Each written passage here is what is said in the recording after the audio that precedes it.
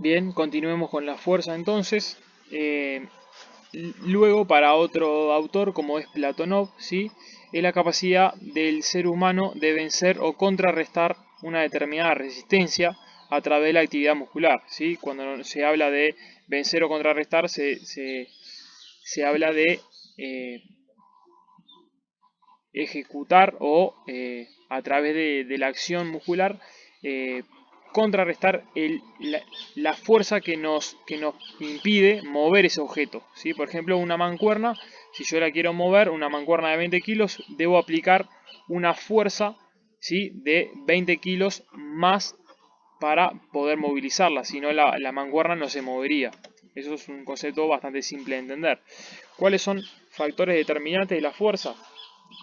Tenemos factores intrínsecos y factores extrínsecos. El tamaño muscular, ¿sí? La sección transversal de la fibra muscular.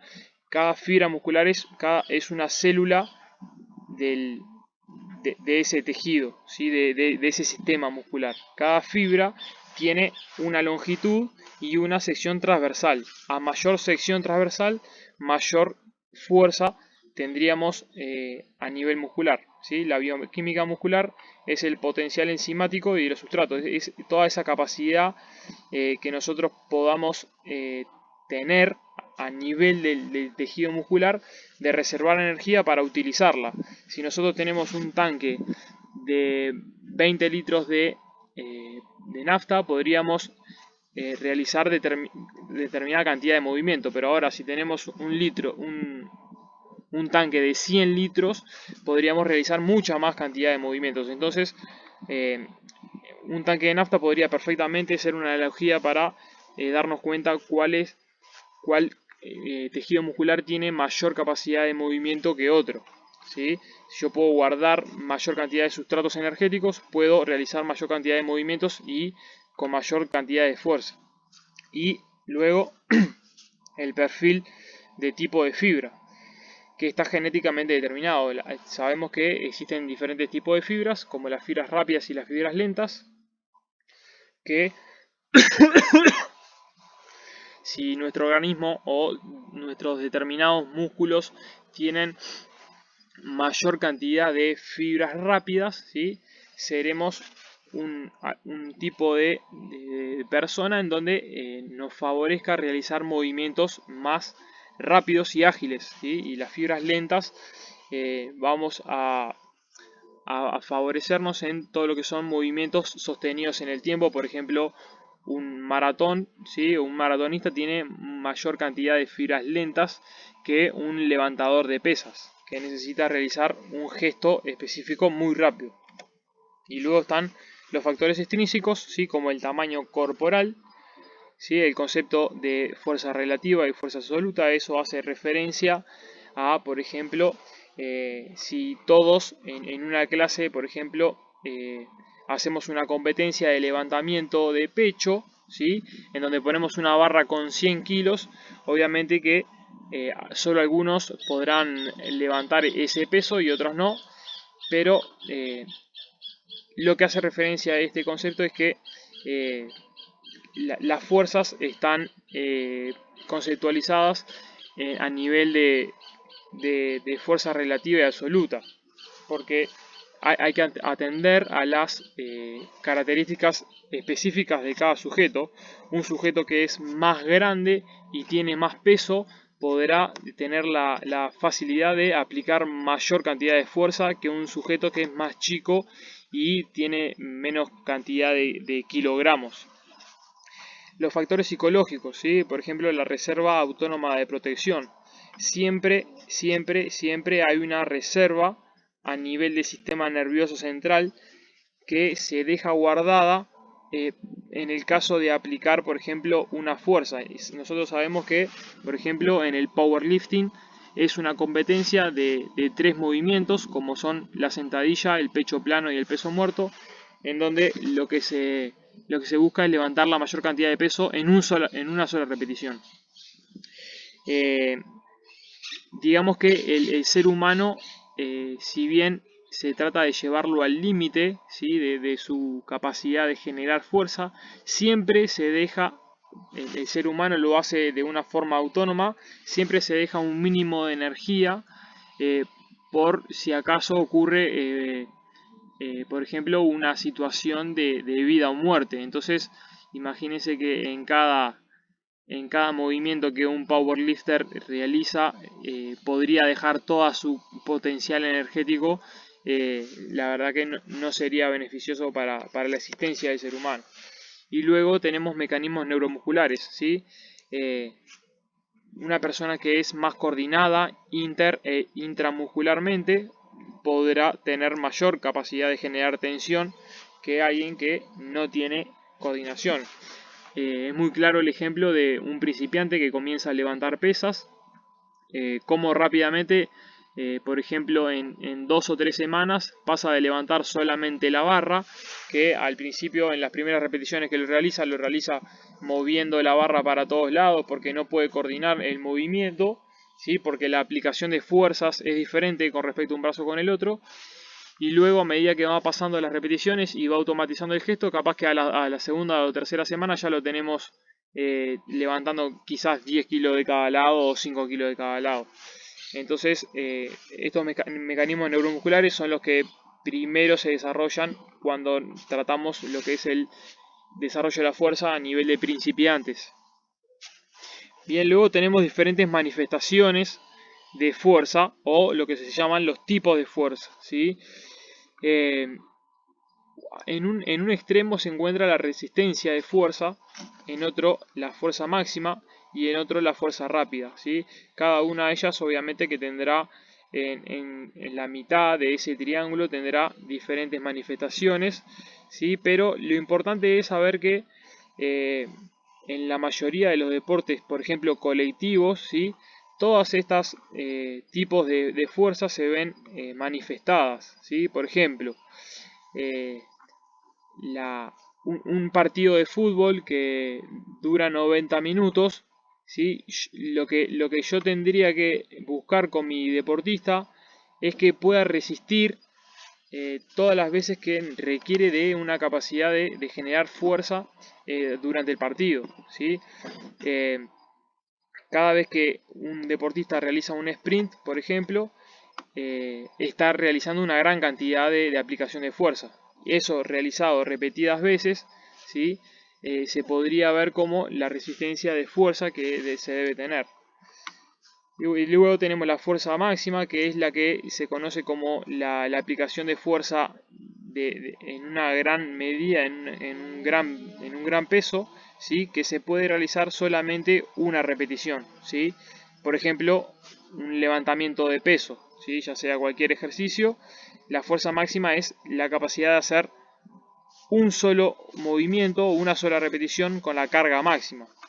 Por eso tenemos las diferentes manifestaciones, ¿sí? Porque la cantidad de repeticiones que se podrán realizar en cada tipo de fuerza son variables, son diferentes.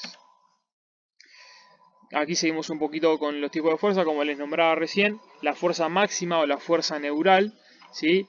Nos va a permitir hacer, si hablamos de gestos, por ejemplo, de la sala de musculación, de 1, de 2 a 5 repeticiones, ¿sí? ¿Cuáles son los procesos o los beneficios que tendrá entrenar este tipo de fuerza? Es que se verán afectados de forma beneficiosa los mecanismos nerviosos y la hipertrofia, ¿sí? La hipertrofia, digamos, funcional. Luego, en la búsqueda de la masa muscular, se realizarán entre 6 y 12 repeticiones, cuando se busca la hipertrofia exclusivamente. Y luego cuando se realiza fuerza o se busca la ganancia de fuerza pero sin volumen, sin aumentar la masa muscular, cuando se hace 1 o 2 repeticiones, ¿sí? Con casi el máximo peso posible, en donde solamente se ven beneficios a nivel del mecanismo nervioso. Luego tenemos diferentes formas de clasificar los ejercicios, ¿sí? De fuerza. Con respecto al tren superior, podemos clasificar ejercicios de empuje y ejercicios de tracción, ¿sí? Los ejercicios de empuje pueden ser horizontales o verticales. Esto hace referencia a la aplicación de fuerza en función de la posición del cuerpo que se encuentre el sujeto, ¿sí? Un empuje vertical, ¿sí? Es por ejemplo el press militar, ¿sí? O un press a un brazo de hombros, y el empuje horizontal es cuando el cuerpo está en horizontal, por ejemplo el press de pecho. Y con la tracción lo mismo, la tracción vertical podría ser como un ejercicio primario la dominada, y un ejercicio horizontal, por ejemplo un remo en 3 apoyos o un remo tipo serrucho, digamos. Y de tren inferior podemos diferenciar los ejercicios de empuje a 2 piernas, a una pierna. A 2 piernas el ejercicio por excelencia es la sentadilla, y a una pierna podría ser cualquier variante de sentadilla a una pierna. Y los ejercicios de tracción pueden ser dominantes de cadera o dominantes de rodilla, ¿sí? Un ejercicio dominante de cadera por excelencia es el peso muerto, y un dominante de rodilla de tracción podría ser, por ejemplo, un curl nórdico, ¿sí? Que es un ejercicio excéntrico para los isquiotibiales. Un concepto que es importante entender es que si nosotros nos dedicamos a entrenar músculos, ¿sí? Si solamente prestamos atención a la función de los músculos y queremos desarrollarlos, lo que nos vamos a estar olvidando es en realidad de para qué el ser humano está hecho y lo que realmente necesita, que es moverse, ¿sí? Si nosotros entrenamos los músculos, nos olvidaremos de los movimientos.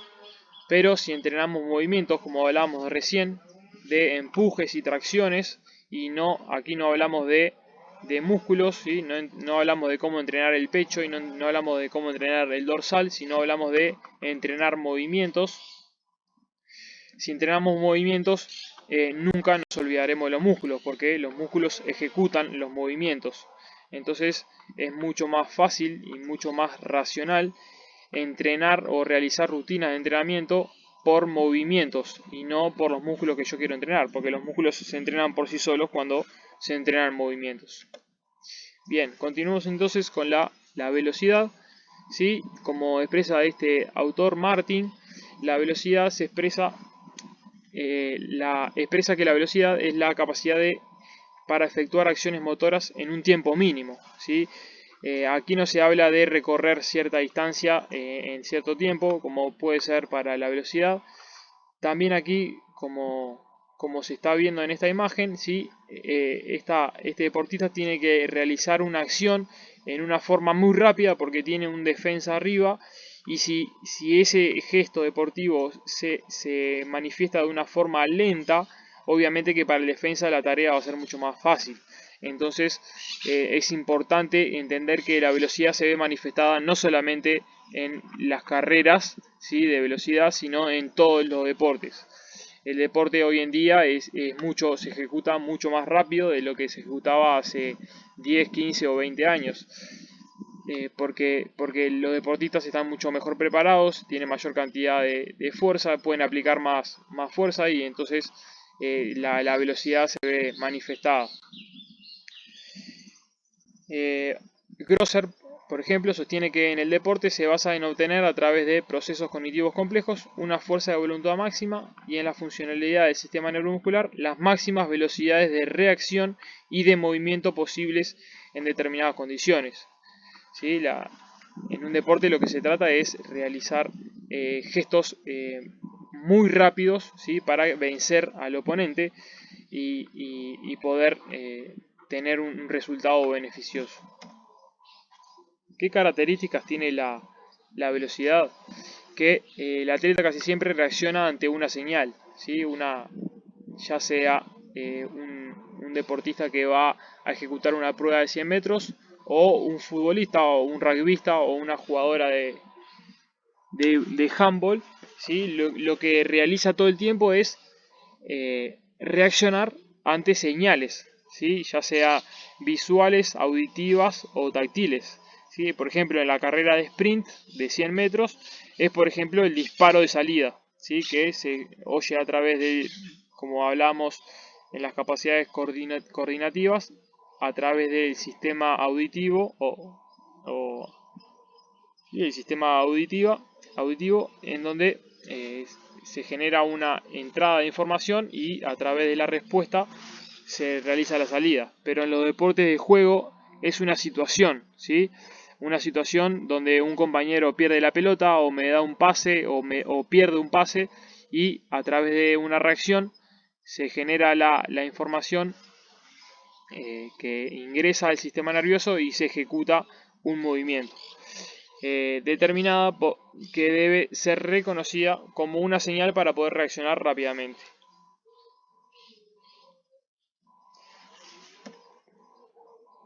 Bien, ¿qué características tiene la velocidad?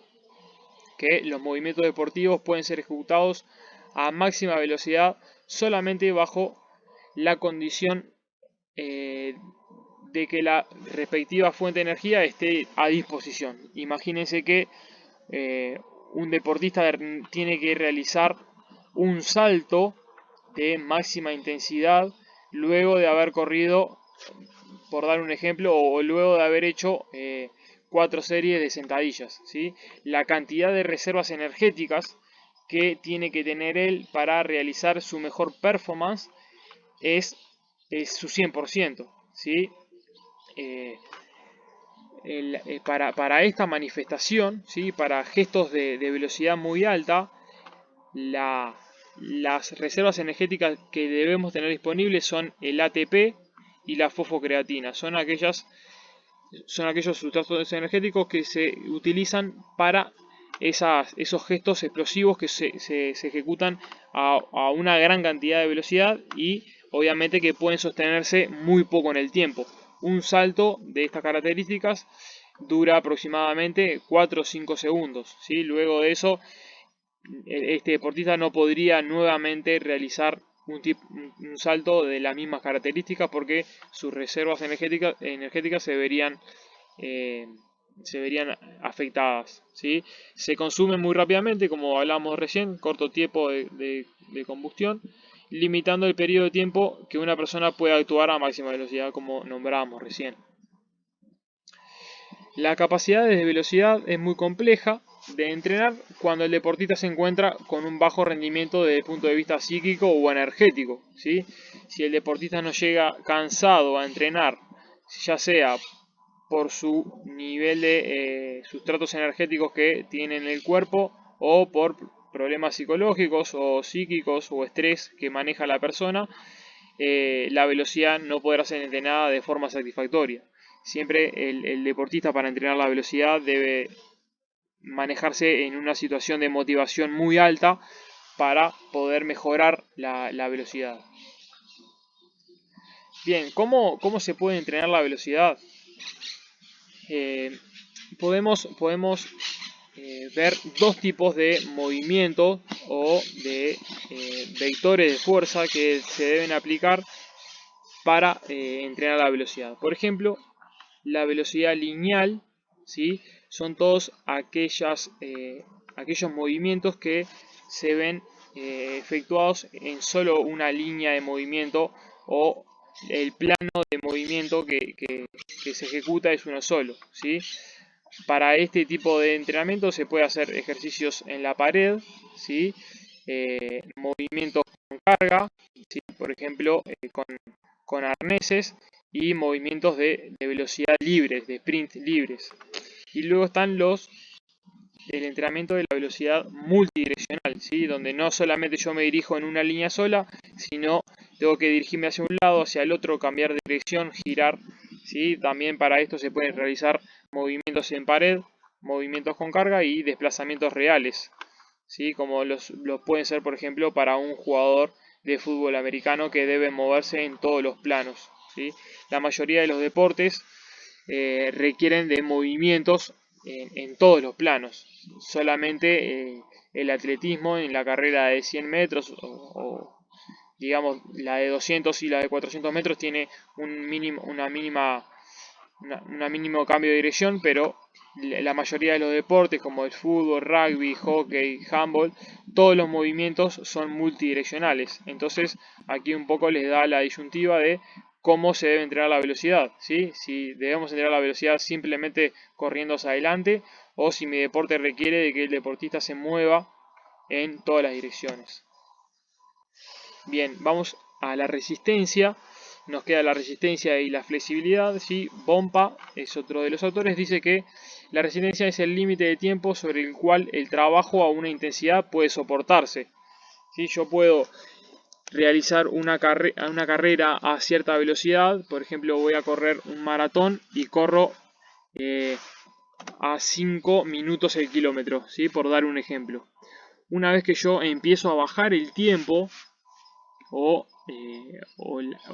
la efectividad que tengo para correr empieza a bajar, ahí se dice que es el límite en donde yo ya trabajé la resistencia porque estoy perdiendo la capacidad de rendimiento. ¿Sí? Esto lo podríamos proponer en otros deportes como el fútbol o el básquetbol, por ejemplo. ¿Sí? Que una vez que el individuo ya empieza a perder la intensidad correcta, ¿sí? o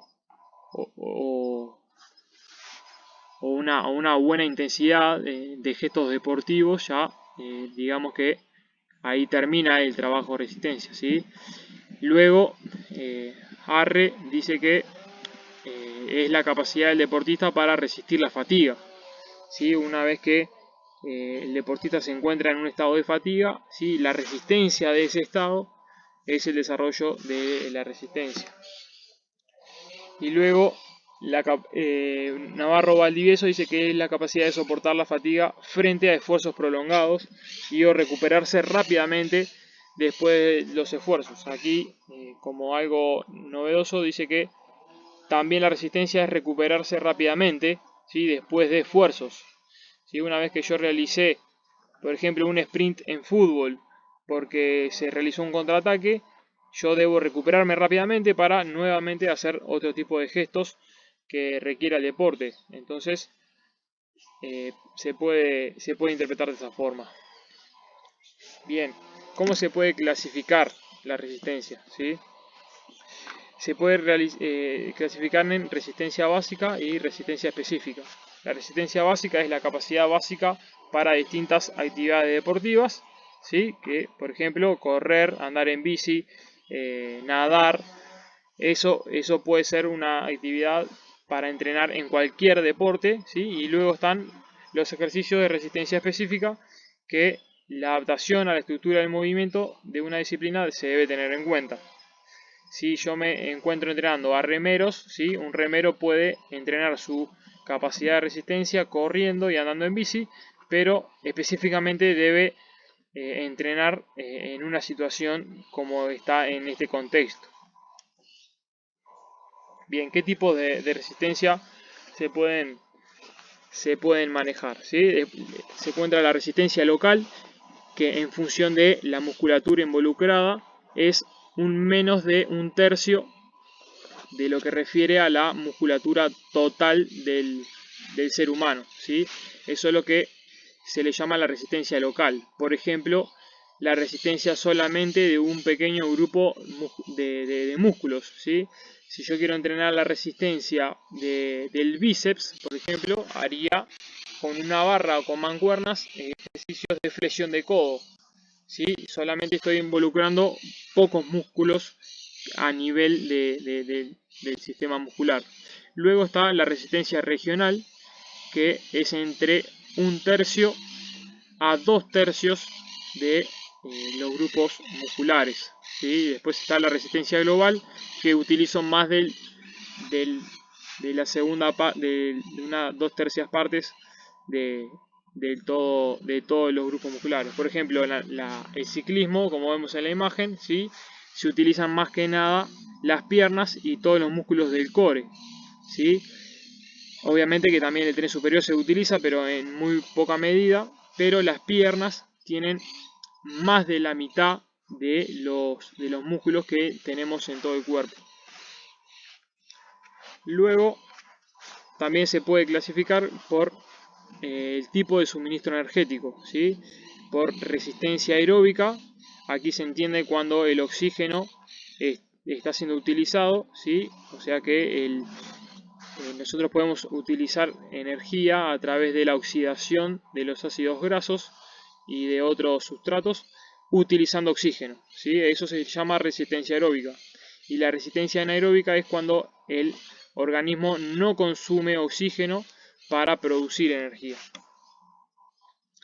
En cuanto a la duración, ¿sí? Se puede interpretar como resistencia de duración corta entre los 35 y los 2 minutos, la resistencia de duración larga de los 2 minutos a los 10 minutos, la resistencia de duración larga 1 de los 10 a los 35, resistencia de duración larga 2 de los 35 a los 90, resistencia de duración larga 3 de los 90 a las 6 horas y resistencia de duración larga 4 de más de 6 horas. ¿Sí? Cada disciplina deportiva puede entrar en cualquiera de estas clasificaciones.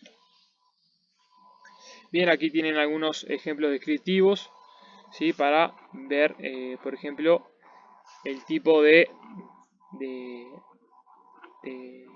clasificación de los tipos de resistencia en función de lo que hablábamos recién, ¿sí? De la duración en tiempo que tiene cada clasificación. Bien, y por último veamos lo que es la flexibilidad, ¿sí? Uno de los mayores exponentes de la flexibilidad a nivel sudamericano es Mario Di Santo, ¿sí? Que dice que la flexibilidad es la capacidad psicomotora responsable de la reducción y minimización de todos los tipos de resistencia a las que las estructuras neuromioarticulares de fijación y estabilización ofrecen al intento de ejecución voluntaria de un movimiento. ¿Sí? Veamos un poquito desglosado este concepto que es muy importante. Lo que él dice que es una capacidad psicomotora, ¿sí? No solamente participa el músculo, sino todas las conexiones neurales que también se ofrece el sistema neuromuscular, ¿sí? Responsable de reducir y minimizar como dice por aquí, las resistencias, ¿sí? Lo importante de la flexibilidad es reducir y minimizar las resistencias que se ofrecen. Como decíamos hoy, cuando una persona debe moverse y por ejemplo tiene una restricción a nivel muscular, ¿sí? Una restricción a nivel muscular para el movimiento es una resistencia para que la articulación pueda funcionar de una forma eficiente. Si yo me tengo que oponer a una resistencia por un acortamiento muscular, la cantidad de energía que tengo que utilizar para el movimiento es mucho mayor. Entonces, una buena o un correcto desarrollo de la flexibilidad es imprescindible para que la cantidad de energía que se utiliza para el movimiento sea de una forma adecuada y no excesiva. ¿Sí? La resistencia se debe vencer a estructuras neuromioarticulares, ¿sí? De neuronales. Mio hace referencia a los músculos y articulares de fijación y estabilización ofrecen al intento de ejecución voluntaria de movimientos de amplitud angular óptima, ¿sí? Producidos tanto por la acción de agentes endógenos como puede ser una contracción del grupo muscular antagonista. Cuando yo voy a realizar, por ejemplo, una flexión de cadera con la pierna extendida, lo que estoy trabajando ahí, lo que estoy haciendo una contracción es principalmente del músculo cuádriceps y del psoas, ¿sí? Pero en este caso el que me va a restringir el movimiento es la elongación de los músculos posteriores del muslo, por ejemplo los isquiotibiales. Y los factores exógenos, como el propio peso corporal, un compañero, una sobrecarga, una inercia o otros implementos. Bien, ¿qué importancia tiene la flexibilidad en el desarrollo motor? Aquí tenemos una pirámide del rendimiento, ¿sí? En donde nosotros deberíamos crear una buena base, unos buenos fundamentos de movimiento que requiere el desarrollo de la movilidad, estabilidad, simetría y control motor. Si vemos aquí, la movilidad es una parte de la flexibilidad, ¿sí? Que es la base para luego el desarrollo de todas las técnicas y tácticas específicas de cada deporte, ¿sí? Entonces la flexibilidad se encuentra en la base de esta pirámide de los fundamentos de movimiento. ¿Qué terminología existe? Que la elongación, ¿sí?, son extensiones o estiramientos submaximales que se utilizan en la entrada en calor, que se realizan hasta 6 segundos. Luego, la flexibilización, ¿sí?, son estiramientos maximales que se utilizan en la vuelta a la calma, son más prolongados, de los 8 a los 15 segundos. ¿Sí? Aquí dice que esto no provoca retraso electromecánico y esto provoca retraso electromecánico. El retraso electromecánico es el retraso que se genera para luego realizar una contracción muscular. ¿Sí? Por eso hasta 6 segundos puede considerarse un estiramiento en la entrada en calor, pero en la entrada en calor un estiramiento de mayor cantidad de tiempo a 6 segundos provocaría una falta en la capacidad de volver a contraer el músculo, ya que se desenvuelven una gran cantidad de procesos a nivel muscular. Bien, la movilidad es la propiedad que poseen las articulaciones de realizar movimientos, por ejemplo flexión, extensión, ¿sí?, abducción. Son los tipos de movimientos que realizan las articulaciones. La elasticidad es la propiedad de los músculos de deformarse ante una aplicación de fuerza, ¿sí? Por ejemplo, yo coloco la pierna arriba de un banco e inclino el tronco hacia adelante, ¿sí? Esa aplicación de fuerza por mi torso está generando una deformación por la aplicación de fuerza.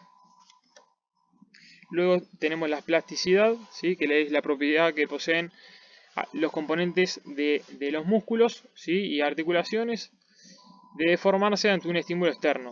¿Sí? Esto puede ser, por ejemplo, los tendones. ¿Sí? Los tendones son componentes de los músculos y las articulaciones que tienen una capacidad de deformarse ante un estímulo externo y permanecer así luego de cesado el mismo. O sea que una vez que yo ceso la fuerza que aplico, ese componente plástico se queda en ese estado. Entonces tenemos la elongación plástica permanente y la elongación elástica, que es temporaria. ¿Sí? La elongación plástica permanente es la que decíamos hoy, que se mantiene en el tiempo, y la temporaria es la que luego de cierto tiempo vuelve a su estado natural. Bien, factores que influyen en la flexibilidad, ¿sí? Por ejemplo, la edad. Se sabe muy bien que a medida que nosotros nos vamos desarrollando, la flexibilidad es la capacidad que se va perdiendo a medida que van pasando los años, porque por ejemplo los músculos y los huesos van teniendo un desarrollo y se van alargando, y la capacidad de flexibilizar y